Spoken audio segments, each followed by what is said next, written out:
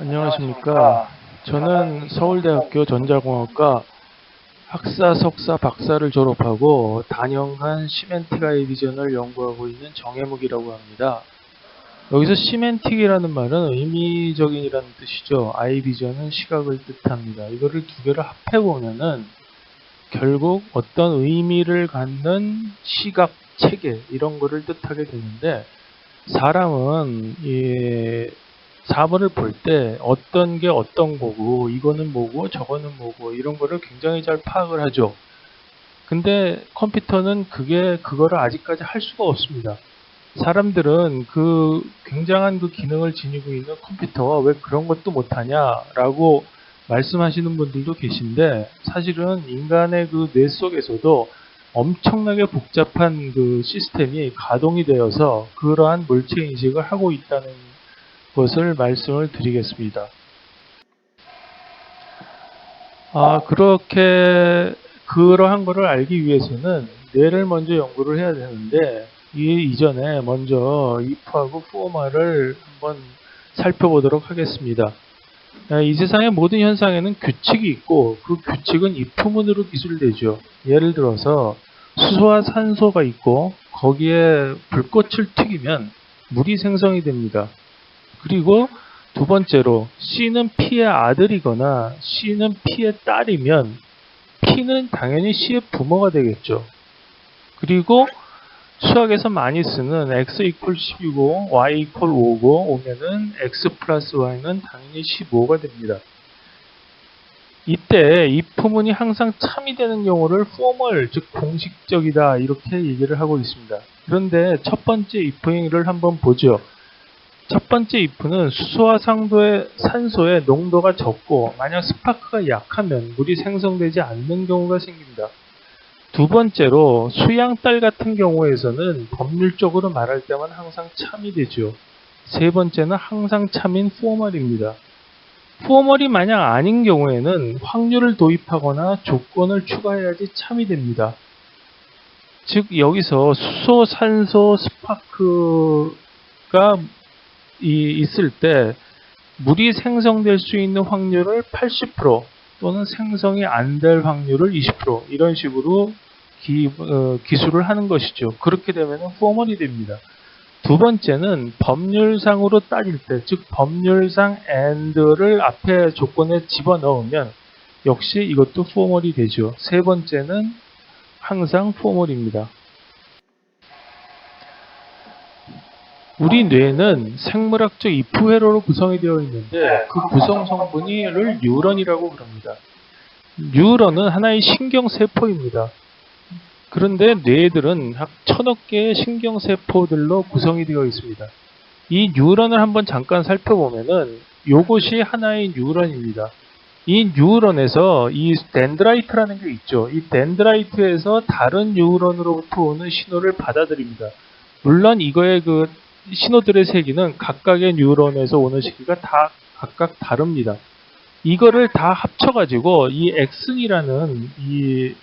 엑슨이라는 줄기를 따라서 전달이 돼서 다른 뉴런으로 다시 연결이 되는 거죠. 이 덴드라이트의 가지수는 많으면 약 1000개 정도까지 있을 수 있습니다. 즉 다른 뉴런부터 한 1000개 정도의 입력을 받아들일 수 있다는 것이죠. 그래서 뉴런은 이거를 수학적인 모델로 한번 바꿔보면은 이렇게 가중치된 입력들로 바꿀 수 있습니다. 즉 여기서 X는 다른 뉴런으로부터 오는 신호들이고 거기에 W라는 가중치를 곱하게 됩니다. 그거를 전부 합해서 어떤 하나의 이 기준을 정하는 그러한 그 하드 리미터가 여기 들어가는데, 그 하드 리미터는 그 입력된 그 입력이 0보다 큰 경우는 2를 내주고 0보다 작은 경우는 0을 내주는 그러한 구조로 되어 있습니다. 그래서 수학적 모델로 표시할 때는 이런 식으로, 즉 하나의 if 회로로 표시를 하고 있습니다. 그래서 뉴런의 if문을 보면은 z가 만약 0보다 크면은 아웃풋은 1이다 라고 그렇게 표시를 하면서 if문이 이렇게 표시가 되죠. 이것은 formal입니다. 그래서 뇌의 전체적인 구조 및 동작을 살펴보겠습니다. 뇌는 아까도 말씀드렸듯이 이프문인 뉴런이 1000억 개가 연결된 것이죠. 엄청나게 많은 숫자의 뉴런들이 뇌를 가득 채우고 있습니다. 그래서 다음은 그레던과 브라이언 에드워즈가 이 1000억 개는 다 그릴 수가 없으니까 그 중에서 한 50만 개 정도만 골라서 뇌 속을 재현한 이미지들입니다. 이게 뇌를 구성하고 있는 대뇌고요. 요 밑에가 운동신경을 주관하고 있는 소뇌입니다. 이 소뇌를 자세히 살펴보면 이렇게 허팍바리처럼 굉장히 많은 수의 이 나무의 이파리들처럼 이렇게 생긴 모습을 볼 수 있는데 그것을 다시 또 확대를 해보면은 이렇게 볼 수가 있습니다. 이것이 여기가 하나의 뉴런입니다. 이렇게 밝게 표시된 여기 면적이 좀 있는 부분이 여기가 덴드라이트가 되겠습니다. 그래서 우리의 모든 행동은 이 1000억 개의 이프문들이 반응한 결과입니다. 그러니까 당연히 포멀이죠. 왜 저거를 보면은 우리의 입력기관들이 있죠. 감각기관이죠. 즉 감각기관에서 받아들인 모든 신호들을 이 뇌에 1000억 개가 처리를 해서 우리가 이제 웃고 떠들고 기분 나쁘고 슬프고 이런 것들이 반응한 결과가 나오는 겁니다. 그러면 왜 포멀인가 하는 것을 알아보겠습니다. if 한 개가 포멀이기 때문에 1000억 개를 연결해도 역시 포멀이 되겠죠. 그 1000억 개를 연결한 if문의 조건수는 1000억 개가 될 겁니다. 여기서 조건수가 1000억 개라는 거는 가지수가 이거가 발생할 수 있는 가지수가 1000억 개라는 거가 아니죠. 이 1000억 개의 조건이 각각의 전부 true하고 false, 즉 참하고 거짓이 있을 겁니다. 이거를 전부 조합을 하면은 거의 무한대 개수의 가지수가 나옵니다. 그래서 그렇게 따지면 우리가 반응할 수 있는 그러한 우리의 행동이나 어떤 표정이나 그런 것도 전부 무한대 개수가 나올 수 있다는 얘기가 됩니다. 그래서 그 포멀을 다시 해석을 해보면 우리가 예를 들어서 그때 왜 그랬을까 하는 것에 대한 이유는 설명을 할 수가 없죠. 그 1000억 개가 반응한 결과니까. 하지만 그때 그 당시를 살펴보면은 그 1000억 개의 조건이 딱 정해져 있다는 겁니다. 그래서 우리가 그 당시에는 그렇게 행동하도록 결정될 수밖에 없었다는 뜻이기도 하죠. 이런 것을 복잡계라고 합니다. 즉, 이 복잡계의 하나의 그 대표적인 예가 나비 효과인데, 나비 효과라는 거는 많이 들어보셨을 겁니다. 홍콩에서 나비가 날면은 그거에 영향을 받아서 미국에 허리케인이, 즉 태풍이 인다라는 어떤 그런 거를 나비 효과라고 하는데, 이거가 진짜 즉 참이 되려면 홍콩에서의 뭐 습기 조건에서부터 모든 온도, 기상 이런 거가 다 맞아 떨어져서 그게 계속 몇 천만 개의 조건들이 전부 맞아 떨어져서 그게 미국까지 가서 태풍이 발생돼야 되는 거기 때문에 확률적으로 따져보면은 거의 제로에 해당되는, 제로에 가까운 그런 것일 수는 있지만 하여튼 그게 발생이 됐다 그러면 그것은 그때 당시는 그렇게밖에 될 수 없었다는, 그렇게 정해져 있었다는 그런 얘기가 되는 것입니다. 그러면 뇌의 시각 처리 영역에 대해서 한번 살펴보겠습니다. 시각 처리 영역은 뇌의 한 50%를 차지하고 있습니다. 엄청 많이 차지하고 있죠. 이 시각 회로는 나면서부터 눈으로 본 모든 영상들에 의해서 학습된 결과입니다. 우리가 이 시각 체계가 완성이 되는데 한 태어나면서 6, 7년 정도가 소모가 필요하다고 합니다. 그래서 처음에 갓 태어난 애들은 전혀 물체를 잘 분석을 못하고 그냥 흐릿한 영상으로 보게 되며 그 영상들이 정확하게 무엇을 뜻하는지도 전혀 알 수가 없습니다.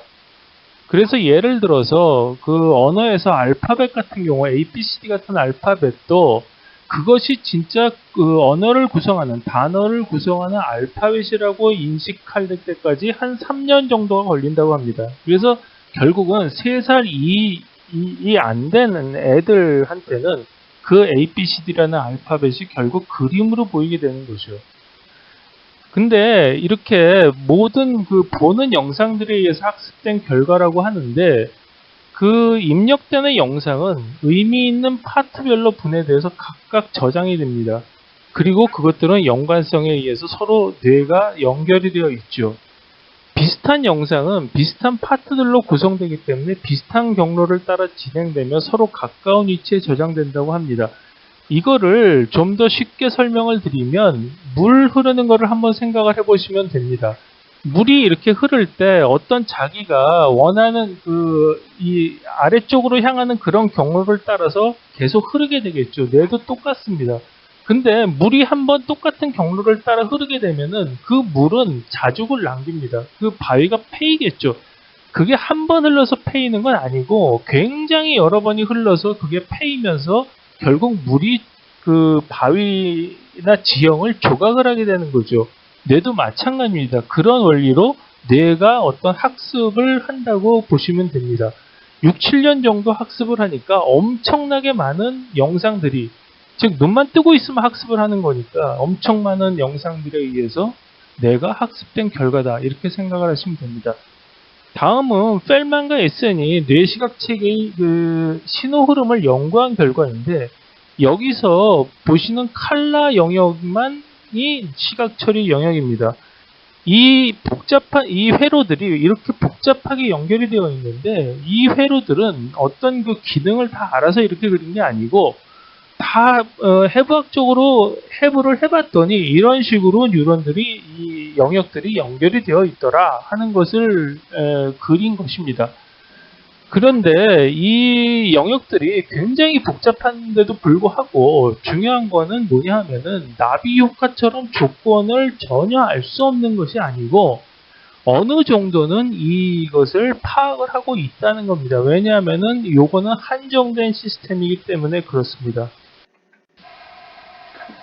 그러면 지금까지 밝혀진 시각 처리 루틴들을 한번 살펴보겠습니다.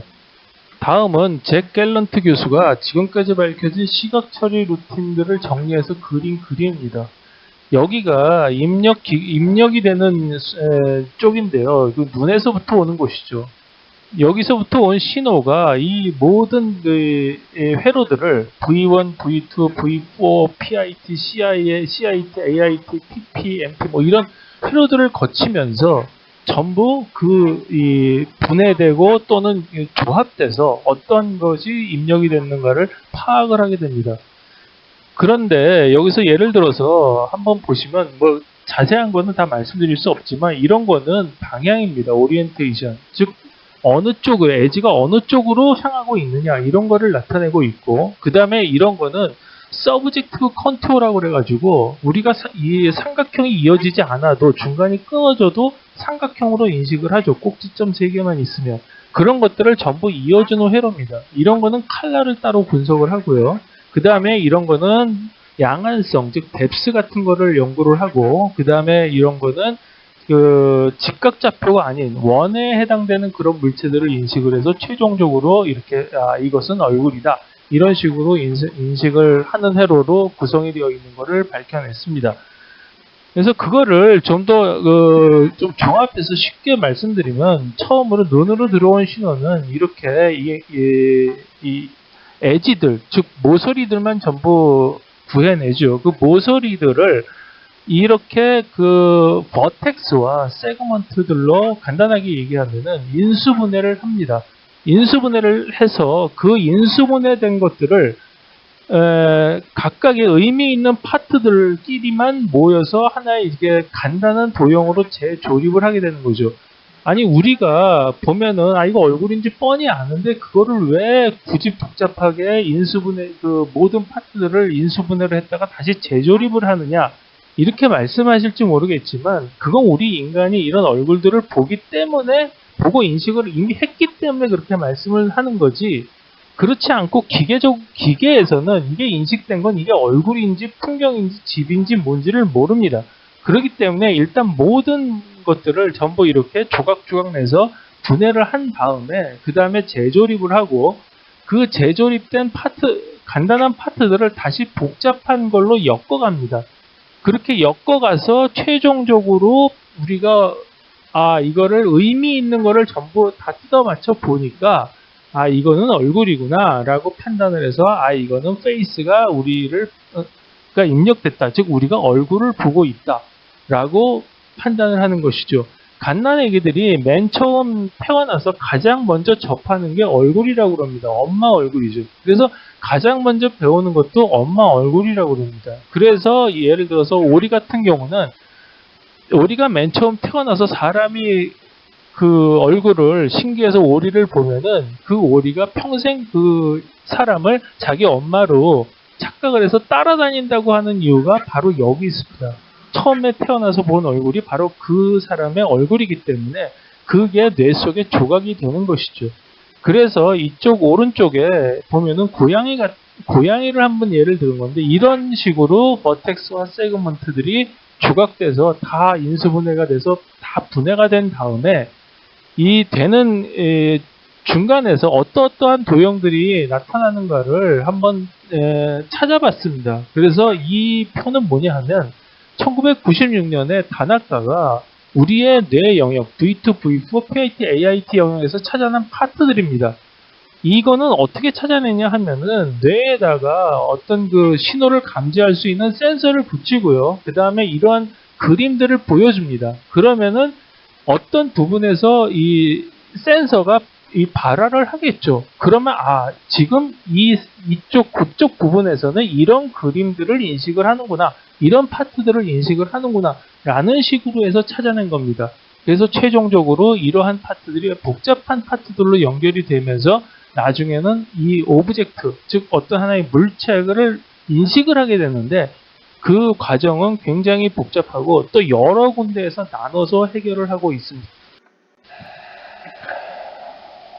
이번 슬라이드는 갤런트 교수가 fMRI를 이용해서 사람한테 영상을 보여주면서 뇌를 찍은 사진들입니다.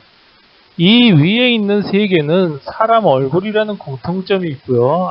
밑에 있는 세 개는 원이 들어있다는 공통점이 있습니다. 하지만 원만 있을 뿐 다 같은 이미지는 아니죠.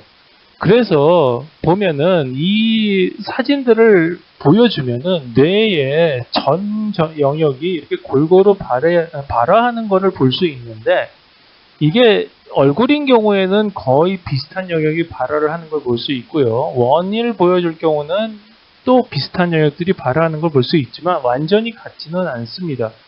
이거는 어떻게 측정을 했냐 하면은 이 사진들을 보여주면서 fMRI로 뇌를 찍은 거죠. 이쪽 그 가운데 부분이 시각 체계를 담당하는 영역입니다. 다음을 보겠습니다. 역시 마찬가지로 두 가지 케이스가 있는데 하나는 위에 쪽은 손을 찍은 것이고요. 아래쪽은 기기들을 찍은 것입니다. 역시 비슷한 영역이 발화되는 것을 볼 수가 있는데 이거를 이용해서 잭 갤런트 교수는 뇌의 활성화 지도를 만들었습니다. 즉 그게 무슨 뜻이냐 하면은 뇌 영상에서 보여주는 영상에서 어떠한 요소들이 있을 때는 어느 쪽 부위들이 발화되더라 라는 거를 전부 테이블로 매핑 테이블로 만든 것이죠.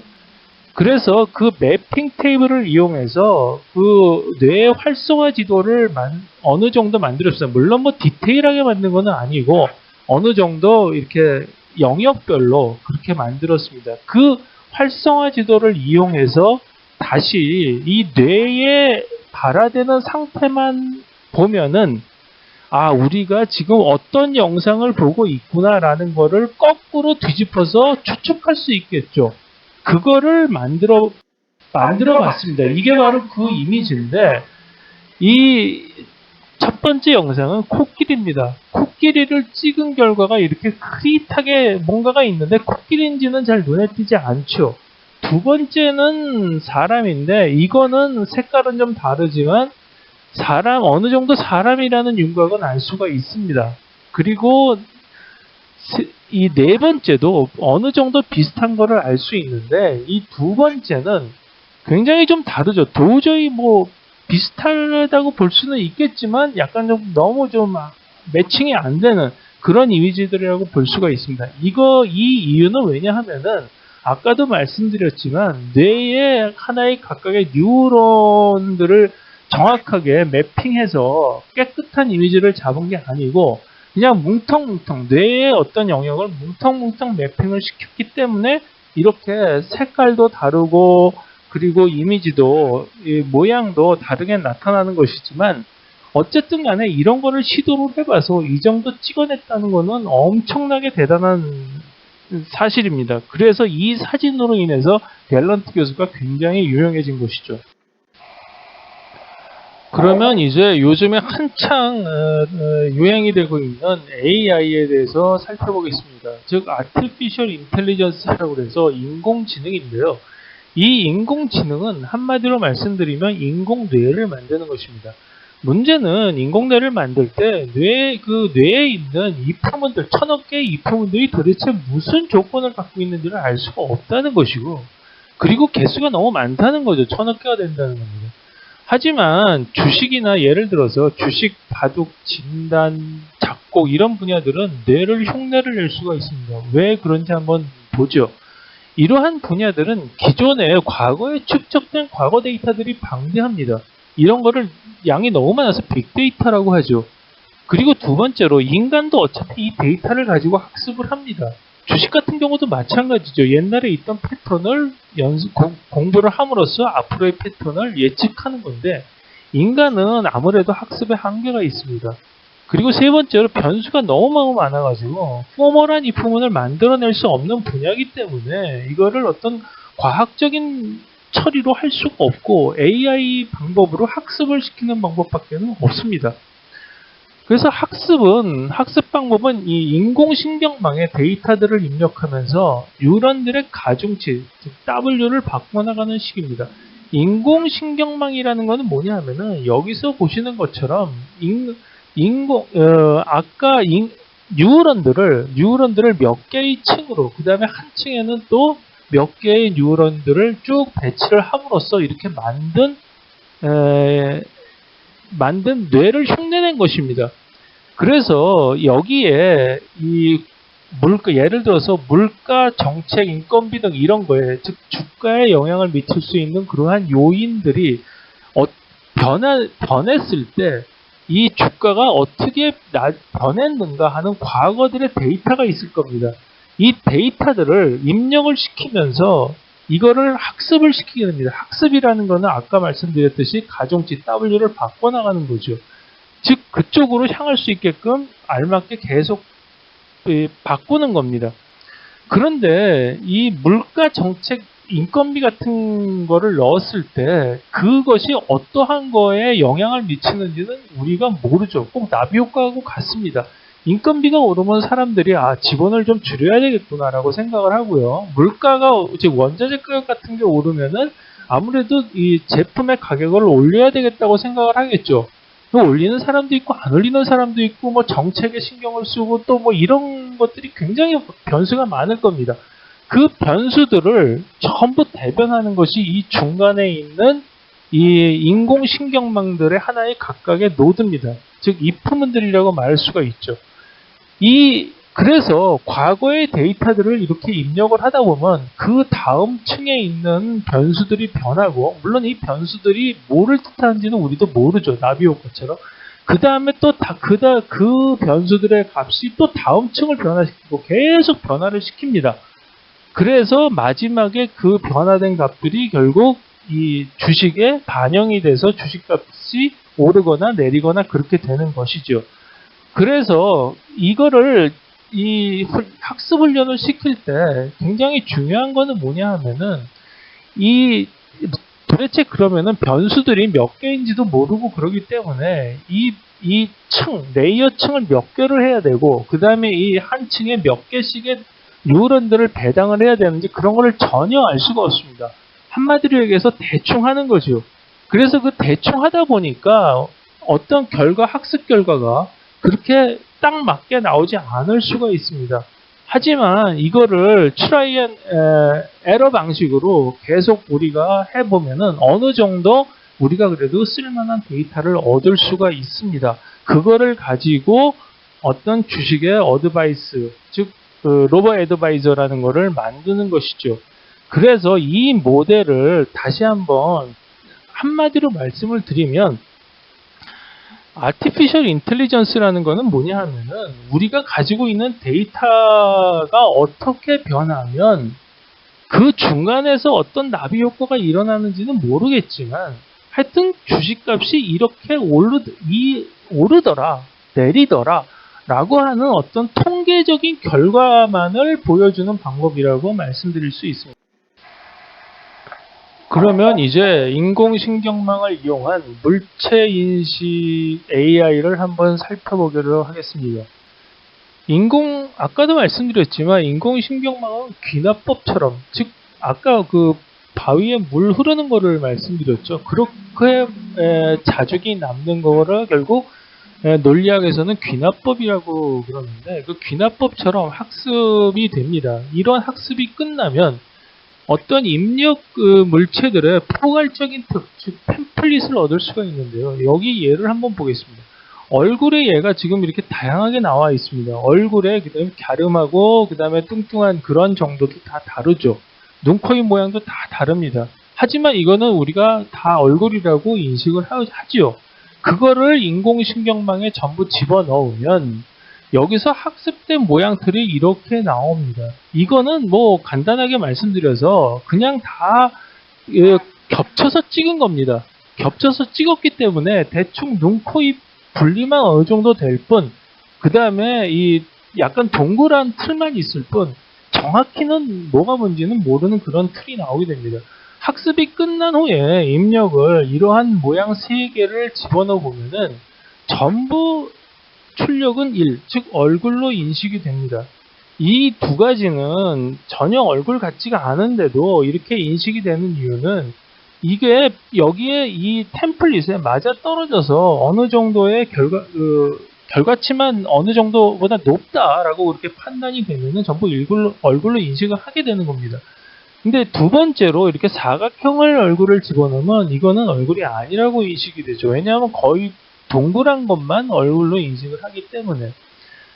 그래서 그러면 이렇게 얼굴이 아닌 것도 얼굴로 인식이 되는 이런 오류들이 왜 나왔냐. 가장 중요한 사실은 뭐냐면 이 데이터들을 넣어서 형성된 학습된 모양들이 완전히 떡이 돼서 그 개별의 특징을, 모양들의 특징을 살리지를 못했기 때문에 이런 결과가 나오는 겁니다. 그러면 이런 오류가 나오는 이유를 살펴보면 첫 번째, 뉴런의 개수가 부족한 경우가 있습니다. 예를 들어서 우리가 변별을 해야 될 물체가 100개다. 그런데 뉴런 개수가 10개밖에 없다 그러면 10분의 1밖에 안 되니까 10분의 1은 다 겹치겠죠. 그래서 변별력이 떨어지는 겁니다. 예를 들어서 새 같은 경우에는 자기가 낳은 알이 3개 이상일 경우에는 그 중에서 하나를 뽑아내도, 즉 4개인 경우에 하나를 뽑아내도 전혀 없어진 줄 모른다고 그러죠. 그 이유가 바로 이런 겁니다. 그러니까 3개 이상은 뉴런이 3개밖에 없기 때문에 3개 이상은 전부 다 많다라고 판단하는 그런 게 되는 거죠. 두 번째는 학습 데이터 모양이 서로 많이 다른 경우입니다. 즉 예를 들어서 얼굴의 모양도 여기서는 지금 정면 얼굴만 계속 입력을 시켰지만 옆에 얼굴도 있고 위에서 찍은 것도 있고 아래에서 찍은 것도 있고 그렇습니다. 그런 것들을 얼굴이라고 해가지고 전부 다 한꺼번에 입력을 시키면은 모양 나중에 나온 결과는 눈, 코, 입도 못 알아볼 정도의 완전히 그냥 둥그스러운 어떤 그런 검은 점처럼 그렇게 틀이 만들어질 겁니다. 그렇게 학습을 시키면 안 되겠죠. 그 다음 세 번째는 학습을 시키는 방법입니다. 즉 가중치를 바꿔나가는데 이걸 너무 빨리 바꿔나가거나 너무 느리게 바꿔나가면 학습이 안 되거나 또는 전혀 다른 쪽으로 가는 그런 경우가 있습니다.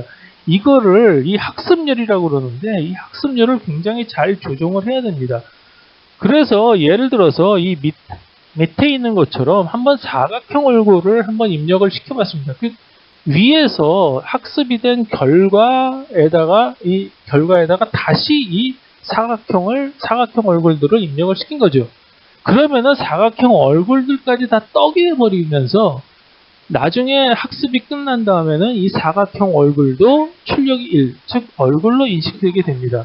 하지만 어쨌든 간에 이 신경망은 if는 퍼센트를, 즉 얼굴로 인식하는 경우가 뭐 80%, 그 다음에 얼굴로 인식하지 못하는 경우가 20% 이런 식의 퍼센트를 갖는 포멀이 됩니다. 하여튼 간에 문제는 뭐냐면은 얼굴로 인식되지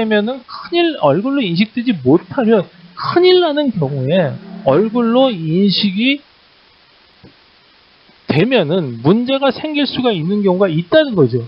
그러니까 예를 들어서 사람이 지금 자율주행이 굉장히 유행하고 있습니다만 자율주행은 뭐 라이더 같은 그런 그 레이더 장비 같은 거를 많이 씁니다. 근데 이거 자율주행을 순전히 물체 인식만 가지고 이거를 만약 자율주행을 한다고 그러면 크게 문제가 생길 수가 있는 게 사람이 앞에 있는데도 불구하고 한 1%는 이걸 사람으로 인식을 하지 못한다. 이런 경우가 발생할 수 있거든요. 그러면은 사람을 치는 사고가 발생이 됩니다. 그렇기 때문에 이런 식의 물체인식 AI는 상당히 좀 문제가 되는 거죠. 그런데 사람은 왜 그렇게 인식률이 뛰어나냐? 아까도 말씀드렸듯이 사람은 학습을 제대로 하고 1000억 개의 뉴런으로 제대로 하기 때문에 그렇습니다. 그러면 뇌는 왜 그렇게 잘 인식을 하느냐, 에러 없이 라고 말씀을 드렸는데 그걸 한번 자세히 또 한번 살펴보면 일단 1000억 개로 뉴런 개수가 충분하고요. 그 다음에 아까도 말씀드렸지만 물체를 파트별로, 눈, 코, 입 같은 파트별로 또는 보는 방향에 따라서 전부 이제 생김새가 달라지겠죠. 그런 걸 다 분리를 해서 따로 학습하고 저장하고 연결합니다. 근데 뉴런의 50%는 또 다른 뉴런들과 서로가 다 연결되어 있습니다. 대단한 커넥션이죠. 그렇게 되어 있기 때문에 모든 영역에서의 다른 쪽에서 파악한 그런 결과들을 다 갖다가 모두 종합을 해서, 즉 입후문 결과를 종합을 해서 학습을 하게 됩니다. 그런데 여기서는 그 메커니즘을 또 설명을 드릴 수는 없고, 얼굴 인식에서 앞에서 예로 들었던 얼굴 인식에서 한번 이 학습 메커니즘이 어떻게 되는가를 한번 살펴보기로 하겠습니다. 아까 앞쪽 그 슬라이드에서 뇌에서는 일단 영상이 입력이 되면 그거를 에지를 추출한 다음에 버텍스와 세그먼트들로 다 인수분해시키고 그 다음에 다시 그거를 재조립해 나간다고 그랬죠. 그 다음에 그 재조립해 나간 것들을 전부 이제 복잡한 의미 파트, 여기서는 이제 시멘틱 파트라고 그러는데 복잡한 의미 파트들로 계속 조립을 해서 맨 나중에 이게 얼굴이구나라는 거를 판단을 하게 됩니다. 여기서는 이 복잡한 의미 파트부터 한번 설명을 드리겠습니다. 즉 눈, 코, 입을 이렇게 입후문으로 한번 연결을 해봤습니다. 눈이 이렇게 생겼거나 또는 이런 것들은 다 눈이다 라고 입후문을 만듭니다. 두 번째, 코도 마찬가지로 이런 모양들은 코다라고 연결을 하고요. 입이나 그 다음에 얼굴 윤곽, 페이셜 라인도 마찬가지입니다. 그래서 마지막에 이러한 얼굴 윤곽과 눈, 코, 입이 그 다음에 눈썹 이런 것들이 있으면 이거는 얼굴이다라는 입후문이 있게 되겠죠. 근데 여기서 이 대문자로 표시된 I나 노즈 같은 경우는 실제로 쉐입을 나타내는 것이 아니고 그야말로 사전적 의미의 단어 클래스라고 볼 수 있습니다. 클래스라는 거는 한마디로 말씀드리면 그 붕어빵 틀이라고 보통 얘기를 하던데요. 붕어빵 틀이 똑같은 붕어빵을 계속 찍어내죠. 그쪽에서. 그래서 그 I라는 거는 실제로 자기가 보고 듣고 경험해서 얻는 것, 그런 공통적인 성질, 즉 붕어빵 틀에 해당되는 것들만 좀 모아서 가지고 있는 뉴런이라고 생각하시면 됩니다. 그런데 이렇게 입후문을 구성을 하고 나서 그러면은 이 중간에 있는 이 화살표 같은 경우는 사실 이건 코라기보다는 그 화살표에 가깝죠. 나중에 봤더니 이것도 화살표로도 쓰이더라 라고 하면은 어떻게 할 수 있느냐 라고 하면 그 오른쪽에 보이는 것처럼 그냥 if 하나를 더 추가하시면 됩니다. if 이렇게 생긴 거는 화살표다 이렇게 추가하시면 되고요. 다른 것도 마찬가지입니다. 이렇게 둥글한 거는 엘립스 즉 타원이죠. 그냥 타원이라고 세우면 되고, 그리고 이렇게 모양만 할 수 있는 게 아니고 이렇게 에러 오면은 날아간다는 거를 자기가 본 적이 있다. 그러면은 if 에러 오면 fly 이렇게 적어서 if문을 만드셔도 됩니다. 그래서 저희가 이제 새로운 이 AI 학습 방법을 제시를 하고 있는데 그거를 DIO라고 명명을 지었습니다. 이거는 DIO는 DB 플러스 if 플러스 OOP의 준말인데 이 DB는 이 데이터베이스라는 것은 결국 뭐냐 하면은 아까 말하는 아까 말씀드린 빅데이터 있죠. 이 빅데이터들을 그냥 저장하는 하나의 그냥 창고라고 보시면 됩니다. 굉장히 많이 쓰이는 단어인데 은행 같은 경우에 이제 굉장히 많은 이 커스터머들의 이제 데이터베이스를 가지고 있죠. 그게 뭐 유출돼 가지고 뭐 난리가 났다 이런 얘기 좀 많이 나오는 게 그게 유출된 게 바로 DB가 유출됐다는 얘기입니다. 그리고 OOP라는 거는 오브젝트 오리엔티드 프로그래밍의 약자인데 컴퓨터로 하여금 동작을 시키게 하려면 프로그래밍을 해야죠. 즉 코드를 짜야 됩니다. 그 코드를 짜는데 그냥 그냥 계속 이렇게 짜는 게 아니라 어떤 체계적으로 즉 단위별로 묶어서 짜는 방법을 오브젝트 오리엔티드 프로그래밍이라고 합니다.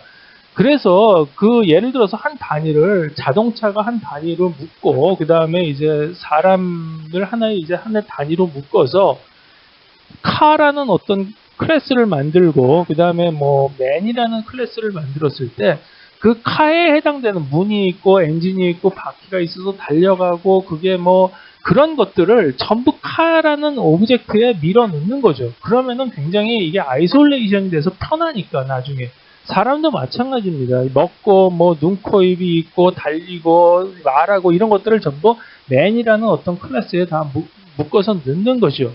그래서 이러한 것들을 이용을 해가지고 이러한 DIO라는 시스템을 만들 수가 있는데 이 DIO를 이용해서 한번 바꿔보겠습니다.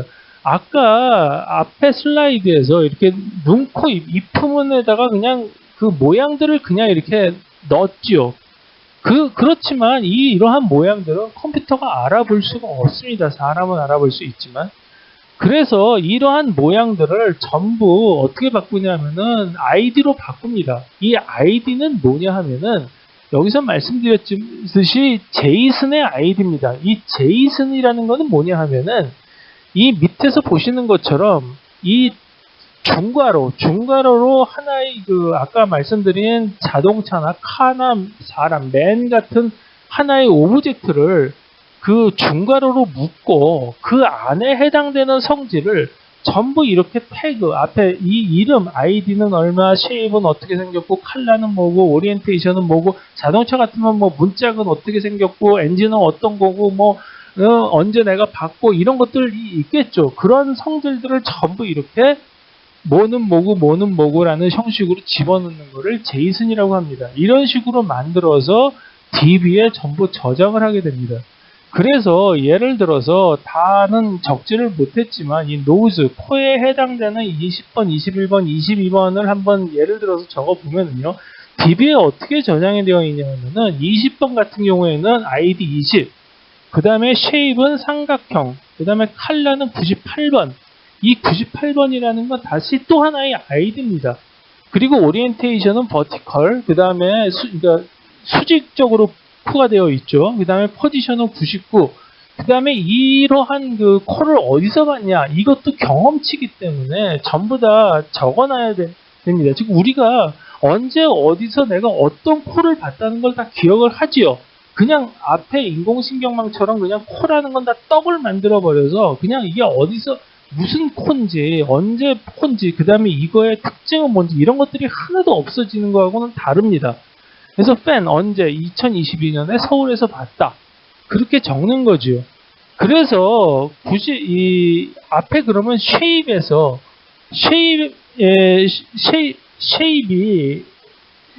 쉐입에서 이 삼각형이라고 하는 거를 다시 이제 표현을 해야 되는데 그거는 이제 뒷장에서 설명을 다시 드리고요. 이 공통적으로 본 거는 한꺼번에 묶어서 표현할 수가 있습니다. 예를 들어서 보면은 ID 21번은 쉐입이 81번이고 이 아이디가 21번인 거는 2005년에 LA에서 받고 클래스는 즉 붕어빵들은 노즈 즉 코다 이렇게 기록이 되어 있죠. 아이디가 71번을 보면은 쉐입이 81번으로 역시 같습니다. 그렇지만 이거는 1999년에 서울에서 본 노즈가 되겠고요.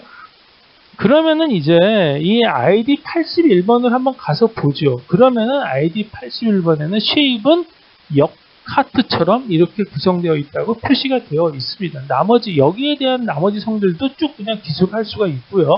이 성질에서 나중에 추가할 수 있으면 얼마든지 추가할 수 있고 그 다음에 제거할 수 있으면 얼마든지 지울 수 있습니다. 역시 마찬가지로 ID 22번하고 72번은 같은 쉐입을 공유하고 있고요. 왜 82번이라서 82번으로 가면은 화살표 같은 그런 걸로 되어 있습니다. 그런데 22번은 ID 22번은 쭉 가보면은 클래스가 노우즈, 즉 코라고 되어 있고요. ID 72번은 2000년 도쿄에서 어떤 화살표를 봤는데 그거의 클래스는 에로우라고 이렇게 적혀 있습니다. 즉 이렇게 같은 쉐입이라고 그래도 똑같이 하나의 그냥 같이 하나의 그 템플릿, 아까서 말씀드렸던 템플릿으로 그냥 떡을 만드는 게 아니라 이거는 에로우고 이거는 노우즈고 이런 식으로 다 구분을 해서 이런 에로우에도 이런 모양이 있고 노우즈에도 이런 모양이 있을 수가 있구나라는 거를 다 사람들이 알 수 있게 해주는 겁니다. 이 ID 98번, 99번은 위에서 컬러하고 포지션을 나타내는 건데 이 98번은 예를 들어서 코의 색깔은 이제 어떤 식으로 되어 있고 그게 뭐 흑인인 경우에는 검은색, 뭐 황인인 경우에는 뭐 황인 살색이고 뭐 백인인 경우에 하얀색 이런 식으로 다 분리해서 적을 수 있고요. 그 다음에 ID 99번은 코는 어디에 있다, 얼굴의 센터에 있다, 이거를 다 기술할 수가 있습니다. 그래서 나중에 종합을 하면은 이런 것들을 다 경험을 하고 나서 보니까 이 노우즈라는 거는 아이디가 노우즈를 하는 거는 뭐냐 하면은 쉐입이 20번일 수도 있고 21번일 수도 있고 21번일 수도 있고 25번일 수도 있다. 그리고 공통적인 성질을 봤더니 컬러는 98번이고 오리엔테이션은 어쩌고 뭐 포지션은 이렇게 즉 공통적인 성질을 다 엮어서 하나의 또 다른 하나의 제이슨 즉 오브젝트로 묶어서 그거를 하나의 또 독립시킬 수가 있고요.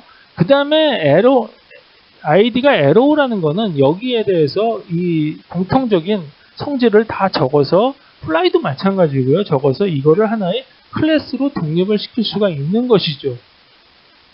그래서 이 시스템을 보면은 꼭 두뇌에 그 뉴런들이 연결되는 것처럼 전부 아이디로 움직입니다. 아이디가 얼마면 어디로 가서 무슨 자료를 찾고 그런 식으로 아이디 시스템입니다. 그렇기 때문에 이거를 각종 그 기존에 있던 그 AI처럼 템플릿이나 이런 거를 다 비교하는 게 아니고 아이디만 있으면 아까 그 바위에 물 흐르는 것처럼 그 아이디를 따라서 쭉쭉쭉쭉 흘러가면서 찾아만 내면 되기 때문에 그거를 전혀 이 탐색을 하는데 시간이 걸리지를 않습니다.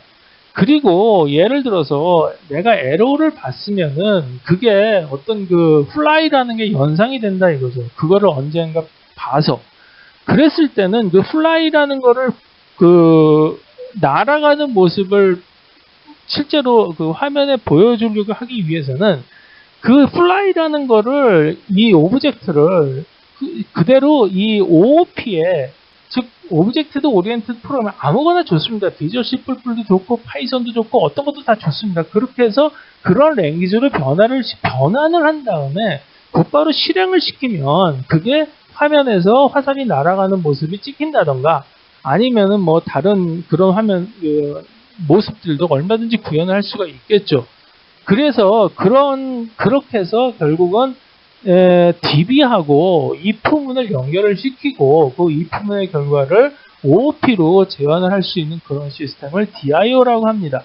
그래서 만약 그거를 실행을 시키게 되면은 이제 이 화면이 그런 그림이 나오는 거지만 만약 그게 실행을 안 하고 그냥 생각만 한다. 그러면은 그거는 머릿속에서 우리가 사고를 하고 있는 거하고 똑같은 상태가 되는 거고요. 그 다음에 그게 결국 뭐 꿈을 꾸는 상태하고 똑같습니다. 꿈에서도 화면이 계속 나오죠. 그게 결국 뭐냐면 그 내 안쪽에서 실행이 되고 있다는 것을 뜻합니다. 그러면 이제 남은 거는 이렇게 쉐입 부분만 코딩이 안 된 상태로 남아 있죠. 이 쉐입 부분을 이제 코딩을 해보겠습니다. 이러한 아까 간단한 시멘틱 파트들로 이제 오브젝트들이 구성이 된다고 말씀을 드렸는데 이 쉐입은 왼쪽에서 보이는 것처럼 이렇게 비슷한 곡률을 가지고 있는 구간으로 전부 나눕니다. 이거를 이제 비주얼 알파벳이라고 그러는데 이렇게 전부 나눈 다음에 이 비주얼 알파벳들을 전부 if문으로 이렇게 코딩을 합니다. 즉 100번, 101, 102, 103, 104, 105인 경우엔 1000번이고 이제 106에서 111까지는 1001번이고 이런 식으로 전부 코딩을 합니다. 그러면은 이제 그 기계가 알아볼 수가 있겠죠. 그러면 1000번으로 가보겠습니다. 1000번에 아이디 이 1000번으로 가보면은 이 아이디는 세그먼트 100번, 101, 102, 103, 104, 105로 이루어져 있다. 이것들의 곡률은 얼마다 라는 식으로 이렇게 표시가 되어 있죠. 즉 뭐 여기에 포지션도 뭐 들어가게 되고 뭐 여러 가지가 많이 들어갈 겁니다. 그렇게 해서 이 최종적으로 쉐입에 해당되는 즉 시멘틱 파트들에 해당되는 것들을 전부 이렇게 코드로 변환할 수가 있게 됩니다. 그러면 우리가 이 에지가 입력이 되었을 때, 즉 눈으로 어떤 형상을 봤을 때 그 비주얼 알파벳들을 어떻게 찾아낼 끊을 수는 있지만 그거가 그 아이디 몇 번인지를 어떻게 알아낼 수 있느냐, 그거를 아이디를 알려고 그러면 또다시 다 대조해 봐야 되는 거 아니냐라고 말씀하실 수 있을 텐데, 그렇지 않고 이 DIO 시스템에서는 쉐입의 아이디를 곡률이나 방향, 크기, 위치 등을 전부 그 값들을 전부 다 연접을 시켜서, 영어에서는 컨캐터네이션이라고 그러는데, 컨캐터네이션을 시켜가지고 하나의 아이디를 만듭니다. 그러니까 쉐입이 똑같은 쉐입은 똑같은 아이디를 갖는다. 이렇게 보시면 됩니다. 그렇기 때문에 탐색 시간이 없습니다. 이 비주얼 알파벳이라는 거를 다시 한번 설명을 드리면은, 모든 언어들은 A, B, C, D 같은 그런 알파벳으로 구성이 되어 있죠. 즉 가장 기본이 되는 단위입니다. 물질의 가장 기본이 되는 단위는 아톰인 것처럼 여기서도 이 알파벳이라는 거는 가장 기본인데, 비주얼 알파벳이라는 거는 뭐를 뜻하냐면은 쉐입을 형성하는 가장 기본 단위, 즉 아톰과 같다고 생각을 하시면 될 것 같습니다. 그래서 왼쪽에서 이 삼각형, 하트, 화살표 뭐 이런 것들은 이 비주얼 알파벳들이 서로 연결이 돼서 나온 거기 때문에 언어에서의 단어들이다라고 볼 수 있고요.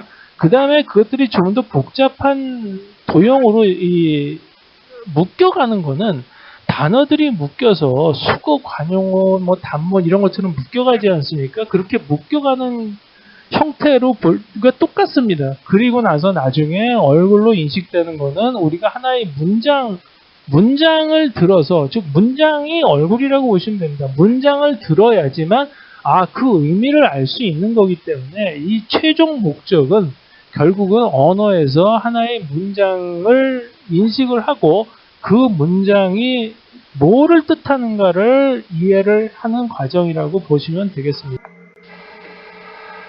그러면 저희가 만든 비주얼 알파벳 예를 한번 보도록 하겠습니다. 여기서 이러한 왼쪽에 영상을 집어넣었을 때 오른쪽과 같은 비주얼 알파벳 구간으로 나눠지게 되는데요. 믿으실지 모르시겠지만 이 영상 하나를 만드는데 몇 년이 걸렸습니다. 곡률이 굉장히 급한 그런 것서부터 빨강, 노랑, 연두, 파랑, 보라로 나타냈습니다. 여기 오른쪽에서 잘 보시면 급격히 꺾어지는 부분은 빨간색으로 되어 있고 거의 평탄한 부분은 보라색으로 되어 있는 것을 보실 수가 있습니다. 안젤리나 졸리 사진인데요. 눈, 코, 입 같은 게 명확하게 나와 있고, 그 다음에 머리칼에 해당되는 부분이 굉장히 곡률이 강한 부분이 많은 것을 볼 수가 있습니다.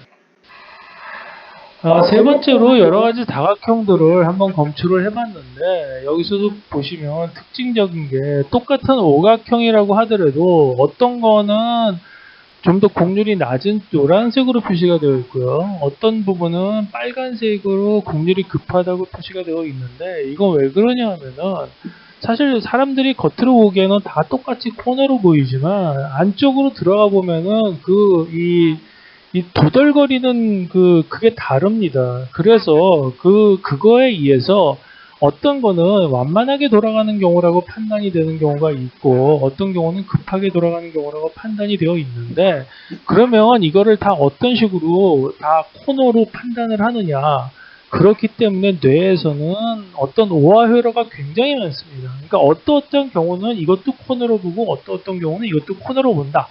어떤 경우는 이건 코너로 안 보고 이 if 안에 앞에 있는 조건들이 굉장히 옆에 있는 컨텍스트 즉 문맥에 따라서 굉장히 많이 달라지기 때문에 컨텍스트들을 참조를 해서 종합적으로 이거는 코너다 이거는 코너가 아니다라는 것을 판단을 하게 됩니다. 이거는 초가집 모양인데요. 초가집에서 볼 수 있는 것처럼 이 중간에 있는 이 지푸라기 지붕들이 굉장히 많이 급한 곡률로 빨간색들로 표시되는 것을 볼 수가 있죠. 결국 어떻게 보면은, 그러면은 이 빨간색들 지푸라기들 때문에 전체적인 하우스의 윤곽이 드러나지 않는데, 이 뇌에서는 이렇게 굉장히 복잡하게 되는 거를 텍스처라고 그럽니다. 그래서 여기서는 이제 나중에 해보시면 아시겠지만 빨간 책의 곡률을 다 제거하고 나면은 즉 텍스처 부분을 다 제거하고 나면은 결국은 하우스의 윤곽만 남는 것을 볼 수가 있습니다. 여기 이 냄비를 한번 해봤는데 여기서도 마찬가지로 타원 같은 경우에서도 오른쪽은 좀 급하게 돌고 한쪽은 좀 약하게 돌고 이런 그래서 이게 타원이구나 하는 그런 것을 알 수가 있습니다. DIO 시스템을 종합을 해보겠습니다. DIO는 인간의 뇌처럼 경험하는 모든 상황을 다 저장하고 그 경험치를 어떤 아까 말씀드렸듯이 저거죠. 귀납법을 통해서 학습을 합니다. 예를 들어서 어떤 사람이 걷고 있는 것을 자기가 봤다. 그럼 그 상황을 ID 11번 이렇게 적고요. 서브젝트 즉 주어죠. 주어는 22번, 그 다음에 버브 동사는 33번 이렇게 적을 수 있습니다. 그리고 이게 본 날짜와 장소를 다 기록을 하고요. 그래서 주어 즉 사람에 해당되는 22번 아이디로 가보면 쉐입은 88 그래서 또 88로 가보면 뭐 세그먼트들은 어떤 식으로 구성이 되어 있고 그 다음에 뭐 커베처는 뭐 어떤 이거 아까도 말씀드렸지 이거 모양을 다 적어 놓는 겁니다. 이 사람은 뭐 코가 굉장히 길고 뭐 턱이 뭐 주걱턱이고 이런 걸 다 적을 수가 있겠죠.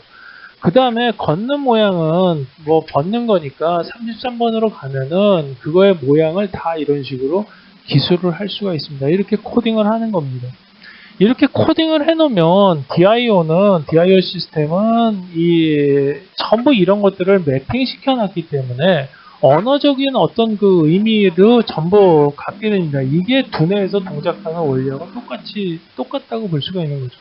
아까 ID 22번이면 주어인데 그 주어가 쉐입은 88이지만 또 뒤에 적으면 됩니다. 워드, 즉 단어는 영어에서의 단어는 man, man이라고 쓴다.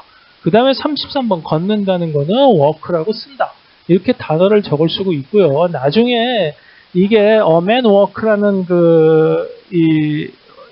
이거를 듣게 되면은 그거를 전부 아이디를 연결시켜서 이 사람이 다시 거꾸로 돌아가서 22번, ID 22, 22, 33 이렇게 다 뒤지면서 이거를 모양이 이렇게 생겼고 어떻게 생겼고 이거를 다 추측을 해낼 수가 있습니다. 그래서 DIO의 특징을 정리하면 다음과 같죠. 이게 이제 종합적인 결과인데 첫 번째 ID 시스템입니다. 이것은. 그래서 JSON으로 구성을 해가지고 오브젝트를 DB에 저장을 하는데 이러한 시스템은 스토리지가 즉 저장 매체가 허락하는 한 노드 수를 무한히 늘릴 수 있습니다.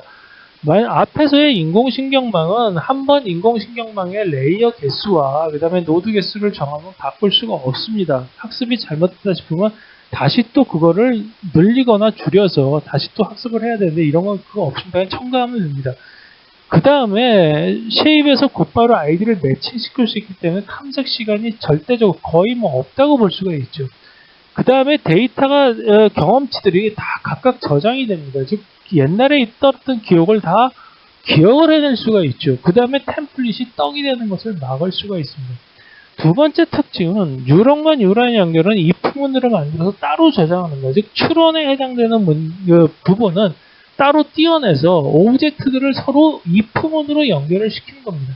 그러면 어떤 장점이 있냐면은 if문의 업데이트나 뉴 인서트, 새로운 인서트가 가능합니다. 아까 그 에로우에서 말씀을 드렸죠. 그 다음에 뭐하면 기존에 있던 if문을 바꾸고 새로운 if문을 넣을 수도 있는데 그렇게 되면은 뭐가 생길냐면 옛날에 기억했던 기억이 사라지게 되는 겁니다. 그러니까 예를 들어서 내가 서울에서는 화살표 같은 코를 본 적도 있고 그 다음에 도쿄에서는 그 다음에 하트 같은 코를 본 적도 있는데 예를 들어서 나중에 봤더니 화살표라는 코는 이건 잘못된 거더라라고 내가 지워버리면 내가 이전에 서울에서 봤던 화살표 같은 코라는 거를 봤다는 기억이 없어지는 거죠.